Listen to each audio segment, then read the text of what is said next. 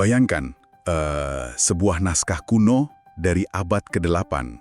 Bagi satu kelompok, naskah ini adalah, bisa dibilang, pedoman paling suci dan otentik setelah kitab suci mereka.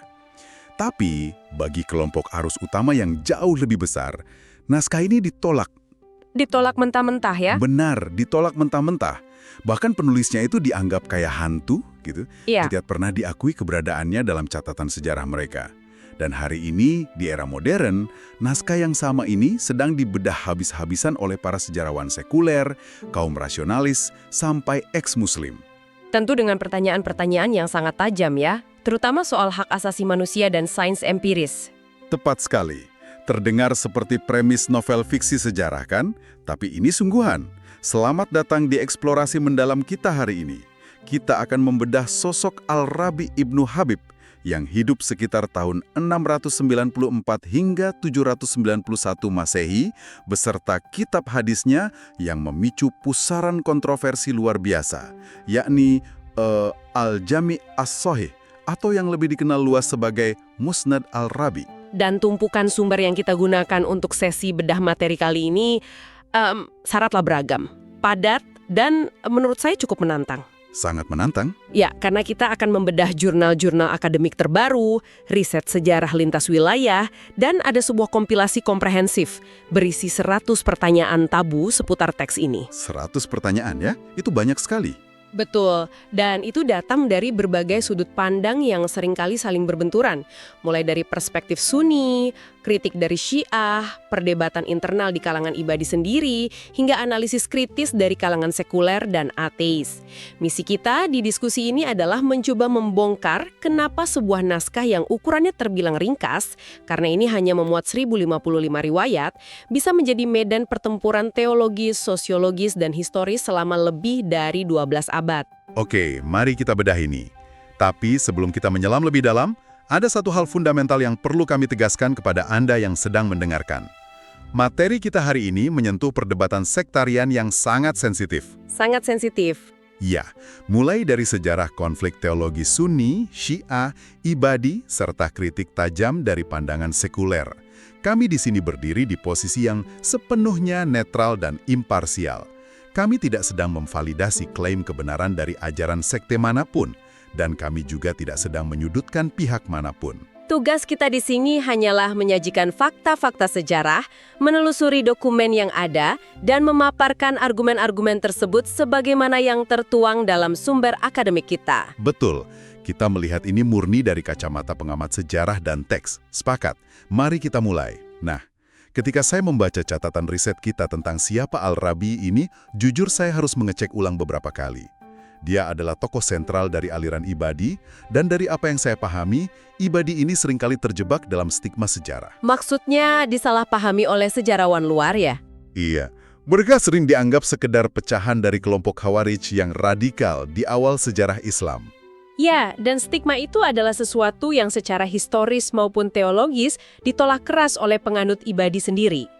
Kalau kita melihat ekosistem sosiopolitik pada saat Al-Rabi hidup, aliran ibadi ini sebenarnya memposisikan diri mereka sebagai jalan tengah. Jalan tengah bagaimana maksudnya? Jadi mereka menolak kekerasan ekstrim yang menjadi ciri khas Khawarij.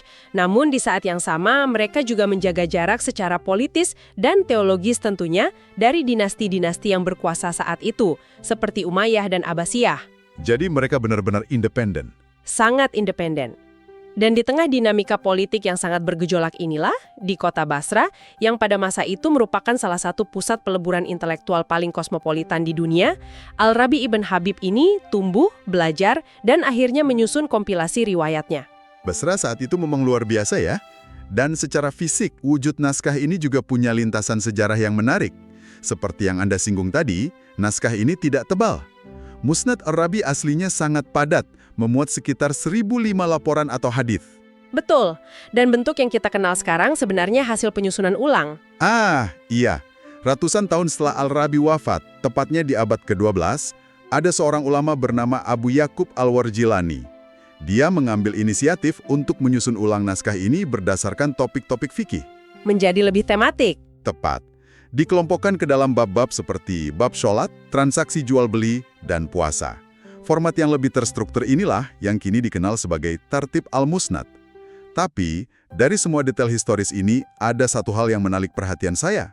Sebuah metodologi transmisi yang mereka sebut sebagai rantai emas. The Golden Chain. Hal yang sangat menarik di sini adalah bagaimana perbedaan geometri transmisi tersebut menentukan apa yang dianggap otentik oleh masing-masing tradisi. Ya, dari bacaan saya, terlihat jelas ada perbedaan tajam antara metodologi Ibadi dengan arus utama. Kalau Sunni lebih menekankan pada pendekatan horizontal kan, di mana satu riwayat harus dikonfirmasi oleh banyak jalur perawi lain yang meluas seperti jaring laba-laba. Metafora jaring laba-laba itu sangat pas untuk tradisi Sunni arus utama. Semakin lebar jaringan koroborasinya, semakin teks itu dianggap kuat. Sebaliknya, metodologi yang diterapkan Al-Rabi ini justru sangat bergantung pada kedalaman vertikal. Kedalaman vertikal. Ya, sangat ketat dan sempit, rantai transmisi atau isnad Al-Rabi itu luar biasa pendek. Format utamanya hampir selalu terpusat pada satu garis linier. Al-Rabi menerima riwayat tersebut dari gurunya, Abu Ubaidah. Abu Ubaidah menerimanya dari Jabir bin Zaid. Dan Jabir bin Zaid menerimanya langsung dari figur-figur sahabat Nabi yang terkemuka, seperti Ibnu Abbas. Jadi hanya ada 3 perantara antara Al-Rabi dan sumber aslinya. Hanya 3 perantara, sangat pendek. Berarti bagi penganut Ibadi, isolasi dan pendeknya rantai ini justru dilihat sebagai fitur keamanan. Mereka berargumen bahwa semakin sedikit mulut yang meneruskan cerita, semakin kecil ruang untuk distorsi politik atau campur tangan penguasa saat itu. Betul, itu logika internal mereka. Tapi kalau kita buka daftar 100 pertanyaan tabu dari sumber kita, pihak Sunni justru melihat rantai yang sangat sempit dan terisolasi ini sebagai sebuah kelemahan fatal. Mereka mempertanyakan kredibilitasnya karena tidak ada konfirmasi eksternal yang meluas. Iya, kurangnya koroborasi eksternal itu sering jadi bahan kritik utama. Dan ini membawa kita ke salah satu pertanyaan paling tajam. Jika Al-Rabi ini memang seorang figur intelektual yang luar biasa besar di Basra, mengapa namanya praktis tidak ditemukan di dalam literatur biografi utama Sunni atau kitab-kitab rijal? Dia benar-benar seperti hantu. Bagaimana sejarawan menjelaskan anomali ini? Jawaban untuk misteri ketidakhadiran tersebut terletak pada sebuah doktrin bertahan hidup yang dikenal sebagai Kitman. Kitman. Ya, Kitman. Atau kerahasiaan politik tingkat tinggi. Kita harus ingat bahwa di bawah kekuasaan Umayyah dan Abbasiyah, kaum Ibadi berstatus sebagai kelompok minoritas yang seringkali diburu dan dianiaya secara sistematis karena pandangan politik mereka menentang status quo. Jadi mereka harus bergerak di bawah radar. Tepat sekali. Untuk menghindari pemusnahan, mereka mengadopsi Kitman ini. Aktivitas intelektual dan politik mereka bergerak sepenuhnya di bawah tanah. Musnad Al-Rabi tidak pernah disalin untuk diedarkan di perpustakaan-perpustakaan publik di Baghdad atau Damaskus. Naskah ini dijaga ketat dalam sel-sel kecil yang tertutup. Lalu bagaimana naskah ini bisa selamat sampai sekarang? Diselamatkan melalui rute pelarian rahasia yang sangat berbahaya. Sejarawan sering menyebutnya sebagai jalur Maghrib. Menyelundupkan naskah melintasi benua. Betul, dari Basra di Irak modern, naskah-naskah ini diselundupkan melintasi gurun-gurun ke Aljazair di Afrika Utara. Dan pada akhirnya menemukan tempat berlindung di daerah pegunungan yang terisolasi di Oman. Wah. Jadi, ketidakhadiran nama Al-Rabi dalam catatan arus utama bukanlah bukti bahwa ia tidak ada, melainkan bukti betapa suksesnya operasi Kitman yang mereka jalankan. Kitab ini secara efektif berfungsi sebagai kapsul waktu yang diisolasi demi kelangsungan hidup tradisi mereka. Nah, disinilah bagian yang sangat menarik. Karena ketika kapsul waktu ini akhirnya bersinggungan dengan dunia luar, teks ini tidak hanya berbentukan dengan Sunni, tetapi juga memicu perdebatan keras dengan kelompok Syiah. Di dalam kompilasi pertanyaan tabu kita, kritik dari sudut pandang Syiah sangat menonjol. Dan tampaknya inti dari konflik ini bermuara pada satu isu politik krusial, yaitu imamah atau hak kepemimpinan umat. Dan ini adalah titik di mana Musnad Al-Rabi mendobrak fondasi sosiopolitik dari kedua tradisi besar lainnya. Dalam teologi Syiah, kepemimpinan pasca Nabi Muhammad adalah hak prerogatif ilahi yang secara eksklusif dimiliki oleh Ahlul Bait, yakni garis keturunan langsung Nabi. Sementara Sunni memiliki pandangan berbeda. Benar, tradisi Sunni umumnya berpendapat bahwa pemimpin idealnya harus berasal dari suku Quraisy, suku Nabi sendiri. Nah, Musnad al-Rabi secara eksplisit menolak kedua prasyarat rasial dan garis keturunan tersebut. Ya, dari catatan kita, teks ini memuat riwayat yang menegaskan bahwa siapapun memiliki hak yang sama untuk menjadi pemimpin tertinggi, bahkan jika dia adalah seorang hamba sahaya sekalipun. Otoritasnya sah asalkan dia bertakwa, adil, dan dipilih dengan persetujuan umat. Sebuah gagasan yang sangat egaliter untuk masa itu. Sangat egaliter. Tapi tentu saja menjadi ancaman eksistensial bagi klaim legitimasi dinasti-dinasti yang sedang berkuasa. Karena alasan inilah, para sarjana Syiah secara historis mengkritik kitab ini. Mereka menuduh naskah ini secara sengaja meminggirkan posisi sentral Ahlul Bait untuk mempromosikan agenda politik ibadi. Dan tuduhan tentang adanya agenda tersebut membawa kita pada satu isu metodologis yang sangat krusial. Ini sering disebut sebagai filter doktrin. Filter doktrin bisa dijelaskan sedikit? Jadi, baik dari kalangan Sunni maupun Syiah sering melontarkan kritik bahwa kompilasi Arabi ini tidak disusun murni berdasarkan objektivitas transmisi riwayat, melainkan diseleksi ketat agar sesuai dengan teologi ibadi. Ulama ibadi awal memang secara terbuka mengakui bahwa mereka memprioritaskan matan atau isi teks di atas segalanya. Daripada sekedar siapa yang meriwayatkan? Betul, filter utama yang mereka gunakan adalah rasio atau akal, serta harmoni absolut dengan teks Al-Quran. Jika ada sebuah riwayat, tidak peduli seberapa kuat rantai perawinya dalam tradisi lain, tapi isinya dianggap bertentangan dengan rasio atau Al-Quran, maka riwayat itu akan ditolak mentah-mentah. Supaya Anda, pendengar kita, bisa mendapatkan gambaran konkret tentang bagaimana filter rasio ini diterapkan, mari kita lihat satu contoh spesifik dari sumber kita. Ini memicu perdebatan sengit, yaitu isu ru'yat Allah, atau kemungkinan melihat wujud Tuhan di akhirat. Di tradisi Sunni arus utama, ada riwayat masyhur yang menyatakan bahwa kelak orang beriman akan melihat Tuhan sejelas melihat bulan purnama. Tapi di Musnad al-Rabi, riwayat ini tidak ada. Ya, di lembaran-lembaran Musnad al-Rabi, riwayat bulan purnama ini sama sekali hilang tanpa jejak. Alasan absennya riwayat tersebut murni karena benturan teologis yang mendasar. Secara doktrinal, teologi ibadi ini memiliki titik temu yang sangat kuat dengan pemikiran kaum rasionalis Mu'tazilah di awal sejarah Islam. Keduanya menolak keras segala bentuk antropomorfisme, Yaitu memberikan atribut fisik manusiawi kepada Tuhan. tepat. Bagi mereka, Tuhan secara absolut bersifat transenden. Konsep bahwa Tuhan memantulkan cahaya layaknya entitas fisik sehingga bisa ditangkap oleh retina mata manusia, itu adalah sesuatu yang irasional secara teologis. Dan bertentangan dengan teks suci menurut pemahaman mereka. Ya, mereka berargumen bahwa itu bertentangan langsung dengan ayat Al-Quran yang secara eksplisit menyatakan Tuhan tidak dapat dicapai oleh penglihatan mata manusia. Jadi, penghapusan riwayat bulan purnama tadi dipandang oleh mereka bukan sebagai manipulasi, melainkan purifikasi teks untuk menjaga konsistensi teologis. Itu adalah perdebatan abad ke-8 yang sangat syarat nuansa filosofis.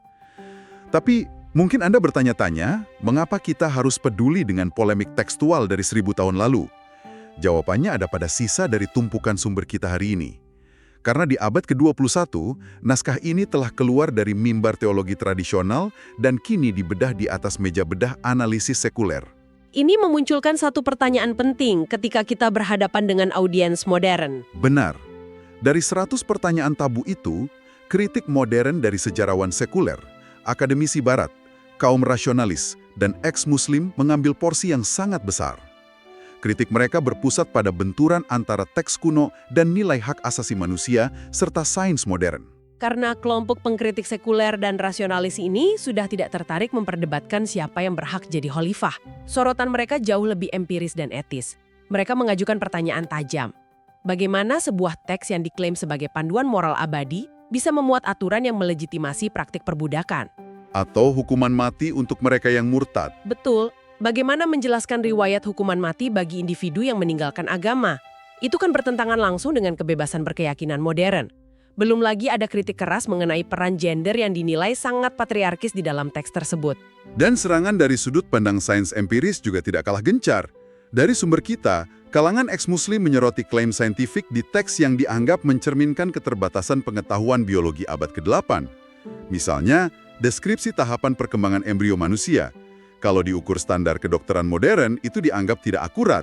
Selain itu ada masalah metodologis dari sisi sejarawan sekuler.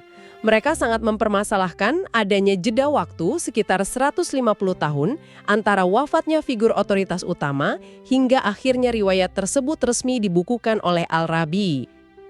Jeda lisan 150 tahun ini dilihat sebagai ruang gelap ya? Iya, ruang gelap. Sebuah periode di mana ingatan manusia bisa memudar, mitos bisa disisipkan, dan agenda politik lokal berpotensi memutarbalikkan fakta. Bagi pengamat sekuler, jeda transmisi lisan ini adalah fondasi kritik yang sangat kokoh. Lantas bagaimana para cendekiawan ibadi kontemporer serta akademisi muslim merespon serbuan kritik HAM dan sains ini? Pendekatan yang paling dominan digunakan hari ini berakar pada sebuah kerangka hukum komprehensif yang disebut Maqasid al-Syariah. Tujuan-tujuan utama hukum Islam. Tepat. Melalui kacamata Maqasid ini, mereka berargumen bahwa sebagian besar aturan dalam naskah tersebut, termasuk perbudakan, peran sosial gender atau hukuman pidana kuno, harus dibaca secara ketat dalam konteks ruang dan waktu masyarakat Arab abad ke-7 dan ke-8. Itu dipandang sebagai solusi hukum yang pragmatis untuk kondisi sosial saat itu. Jadi aturannya spesifik untuk zaman itu? Iya. Namun, tujuan utama dari teks tersebut seperti tegaknya keadilan, perlindungan terhadap nyawa, martabat manusia, kesejahteraan komunal, itu adalah esensi filosofis yang berlaku abadi. Jadi argumen mereka, ketika struktur sosiologis berevolusi, manifestasi hukumnya pun secara logis harus ikut berevolusi. Menarik. Tapi kalau kita memposisikan diri dari kacamata para pengkritik sekuler di sumber kita ini, pembelaan menggunakan konsep maqasid itu seringkali ditanggapi dengan sangat skeptis. Bagi banyak rasionalis, itu dianggap sebagai rasionalisasi post hoc, pembenaran setelah fakta terjadi demi menyelamatkan reputasi teks. Memang ada tuduhan semacam itu. Ya, para pengkritik ini melihat teks eksplisit soal embriologi yang dianggap keliru atau hukuman fisik yang keras, lalu mereka bertanya, mengapa kita harus memutar otak mencari interpretasi metaforis atau mencari tujuan abstrak demi mempertahankan teks yang bahasa harfiahnya sudah tidak sejalan dengan realitas modern? Bagaimana para cendekiawan menavigasi kritik ini di dunia nyata? Itu adalah dinamika dialektika yang wajar, dan benturannya memang sangat nyata. Untuk melihat bagaimana mereka menavigasi tegangan antara teks kuno dan realitas modern ini, kita bisa melihat studi kasus empiris pada negara Oman modern hari ini. Yang merupakan pusat demografis sekaligus intelektual penganut ibadi saat ini. Benar, meskipun teks klasik seperti Musnad al-Rabi adalah warisan identitas fundamental mereka, secara institusional, negara Oman tidak menerapkan hukum pidana hudud secara harfiah. Praktik penghukuman fisik kuno tidak dijalankan di sistem peradilan modern mereka. Oh, begitu? Ya, mereka malah mengadopsi sistem hukum perdata dan pidana kontemporer yang terintegrasi dengan kerangka hukum internasional. Jadi dari sudut pandang sosiologis, ini memperlihatkan bahwa penghormatan terhadap sebuah kanon masa lalu tidak otomatis membekukan peradaban mereka. Mereka menemukan ruang negosiasi agar tradisi tersebut tetap relevan. Itu sebuah proses adaptasi yang patut dicatat. Dan bicara soal relevansi dengan dunia nyata, saat membedah dokumen riset ini, saya menemukan satu fakta spesifik yang tidak banyak dibicarakan, tapi sangat krusial mengingat kondisi dunia kita hari ini.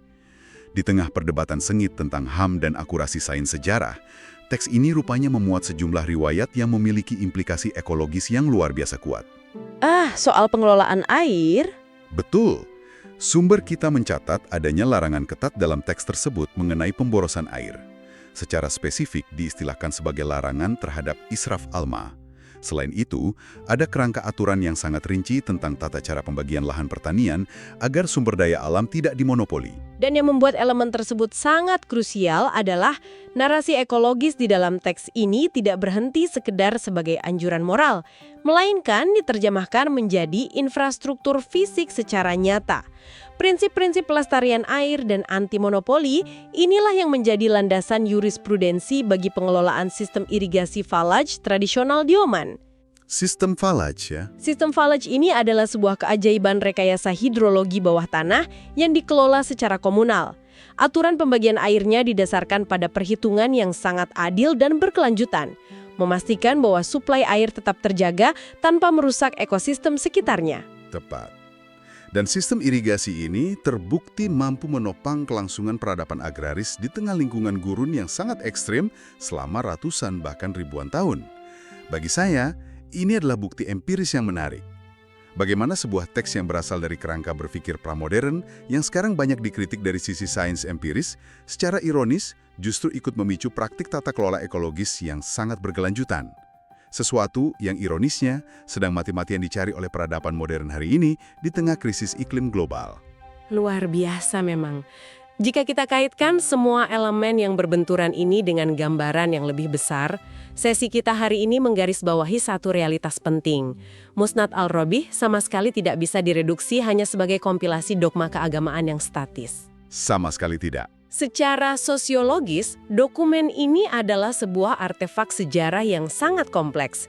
Ia adalah penyintas, entitas yang berhasil lolos dari potensi kepunahan akibat persekusi politik yang brutal melalui mekanisme Kitman dan berhasil melintasi rute gurun di Maghrib. Teks ini berdiri tegak dengan arsitektur idenya sendiri, yang memaksa kita melihat keluar dari lensa biner yang membagi sejarah semata-mata sebagai pertarungan antara Sunni dan Syiah. Jadi, apa makna dari semua ini untuk Anda? Terlepas dari apakah Anda melihat naskah ini sebagai sebuah rekaman spiritual otentik, atau Anda menganalisisnya murni sebagai instrumen kelangsungan hidup politik, atau Anda berdiri di posisi sekuler yang membedahnya sebagai artefak era pertengahan yang syarat masalah etis. Teks ini menunjukkan pada kita sebuah peta tentang kompleksitas pikiran manusia. Ia merekam bagaimana peradaban bergulat mencari definisi kebenaran, bagaimana manusia membangun mekanisme pertahanan yang luar biasa rumit demi memelihara identitas mereka, bahkan ketika tekanan politik mencoba menghapus eksistensi mereka. Kelangsungan hidup naskah marginal semacam ini pada akhirnya memaksa kita mengevaluasi ulang narasi dominan sejarah.